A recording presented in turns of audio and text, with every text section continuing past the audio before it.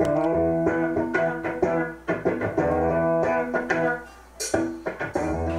welcome to Rocky Girl Music. My name is Heather, and today I'm here with Kim McInnis from Windsor band Perpetuate. Hi, Kim. Hi, Heather. Thanks for having me. You're welcome. Okay, so if you could maybe just give me a little background on the band, how you guys started, who's in it. Oh well, Perpetuate is, there's 5 of us. We've got Jamie Hush on guitar, Chris Rufinski guitar, Michael Wisnuck plays drums, Calvin Moore plays bass, and I sing and play keyboards.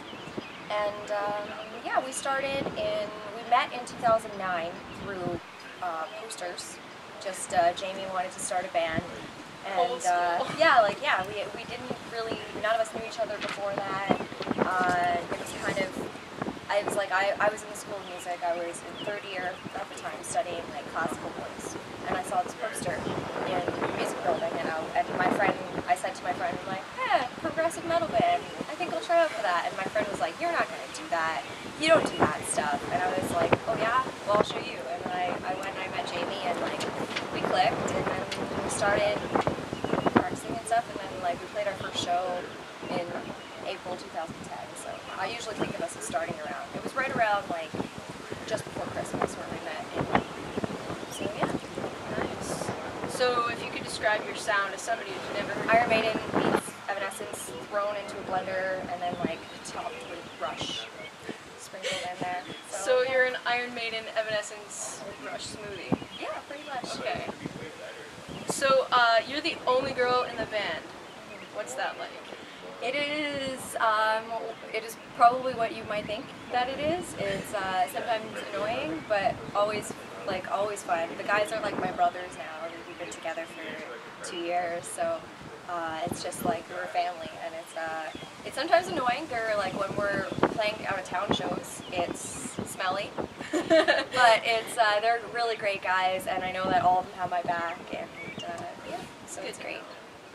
So, do you have any advice for girls who want to play in bands, possibly be the only girl in an all-guy band? Maybe they'll see an ad somewhere, and yeah, for sure. Like it's a cliche, and I read this a million times before I started a band. But the main thing is like knowing yourself and then being true to yourself once you know yourself. And that's like, I read that a million times in a million interviews, and I'm like, okay, yeah, that's obvious, but it's different once you hit the other side. It's like you realize the longer that you play together and the more people you put yourself out in front of, the more you'll be tested. So any spots where you're insecure, any sliver of insecurity, it will come out. And they won't be people they won't be other artists you meet, they won't be fans that you meet at shows.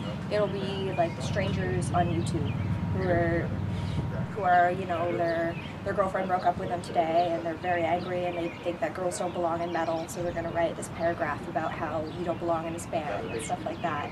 So that's what really got to me. And but if you know who you are, know why you're in this, just knowing your boundaries, and then sticking to those things, that will carry you the rest of the way. And I'm lucky I've got the 4 guys I can fall back when I'm having like a rough day. I need to yell at somebody, or like, you know, they're tough, so I'll punch them and stuff. But yeah, they're my punching bags, and it's not always easy, but it is really rewarding. So the only thing holding back is yourself.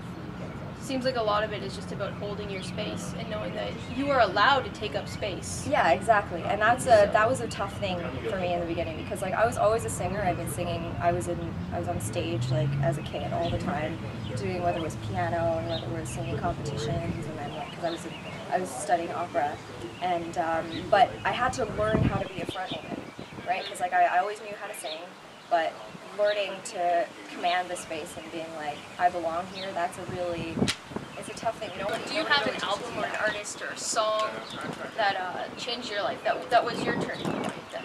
Yeah, for sure. It's the Daredevil soundtrack, of all things. I love that movie. I hate to admit it, but I love that movie. I do too. Lots of people don't. I don't get it. It's like my favorite movie. But that soundtrack was really, like I said, I was always into music, but that soundtrack was really, because that was Evanescence's breakout, and that was when I saw myself doing something. Before then, I was like, oh, I kind of wanted to be a songwriter. I didn't really want to be on stage. I didn't want a lot of attention. And then because like I was 13 or so, and big artists were like Mariah Carey was big, and like those were the voices that people were going after, those diva voices, and that just wasn't me. I was like a softer voice, but like I liked opera, and I liked everything, but I just didn't really see myself going in one direction. But the Daredevil album, and not just Evanescence, but everybody else, like Cedar was on there, Stank was on there, Drowning Tool was on there, all those wind-up artists, and wind-up was like the label I wanted to be on when I was a kid. So yeah, definitely that album. I would be, if I hadn't found that album, I probably wouldn't have started getting into the thrash metal and the power metal that I liked in high school. So yeah, I would be in a very different band if it weren't for that album, for sure. You'd be in a Spice Girls band. Yeah, pretty much. Or you'd probably be doing opera. Maybe, yeah. And I still love opera, and it's something that like a lot of people's opera careers don't start till they're much older, and I'm still interested in it. I still take voice lessons once a week with a coach who does opera, music theater, rock, a bunch of things, and it's something I want to keep in my life, but I don't really think I'll ever be an opera diva on like the Met stage or anything like that. That's Prima not, donna. Yeah, I like being at the ground level. I like to do things like this and getting to meet people after a show, and that's really what I like. Do you have a favorite fan memory? Oh, I should have thought about this, but yeah, I do for sure. We get to meet a lot of interesting people when we're playing at the time because we get to play these little tiny bars. And there was a guy that we met outside of a show. Jamie had locked the van keys inside the van, so we were waiting for a CAA or whatever to come over and to break into the van so we could go home. The bar had closed. We're sitting on the sidewalk with all of our gear, and it's raining, so we're trying to go underneath the little east trough thing. And there's this guy who walks up. He's wearing a button-down shirt that's open with no shirt on underneath. And he's wearing shorts, and he's got a trucker cap and a handlebar mustache, and he's missing teeth. Amazing. And his name is Jethro. I'm not making this up. The kind of guy I want to marry. Yeah. He was awesome, and he had caught the tail end of our set, and he hadn't really seen us. He just heard us from outside. He was very intoxicated, and he proceeded to tell me of all the times that he's experienced paranormal activity in his life, including a spirit named Bob that has protected him since he was a child, and his puppy who could predict the outcomes of NHL hockey games. That's only the convenient. playoff games. That's helpful. So yeah, that was definitely one of the most interesting people I've ever met, and one I hold dear. So Jethro, if you're out there, I remember you. Jeffro, if you're out there, let me know. I want you badly. I think you know you're Canadian when you have a puppy spirit that follows you around and predicts NHL playoff game outcomes. Oh yeah. What is your definition of like making it? What does that look to you?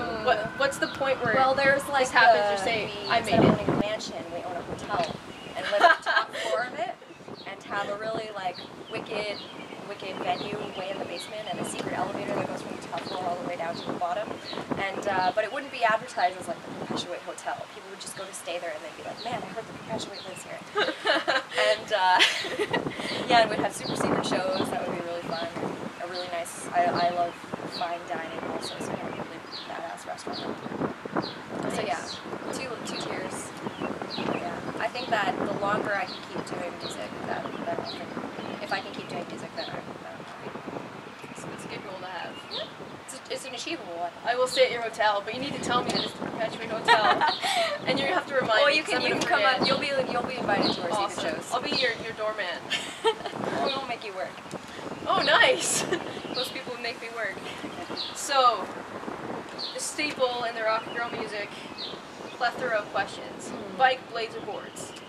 I got a car, man. I just drive. Exercise is fun. Well, no, I swim and stuff, but I used to bike a lot in high school. I didn't like taking the school bus, so I biked to school. So if I had to pick one of the three, I'd say bike. I biked to school too. I rode home on my bike in the rain a lot.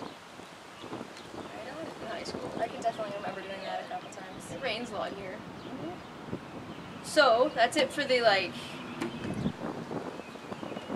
I guess stuffed up boring questions. Not really boring, but like the typical questions.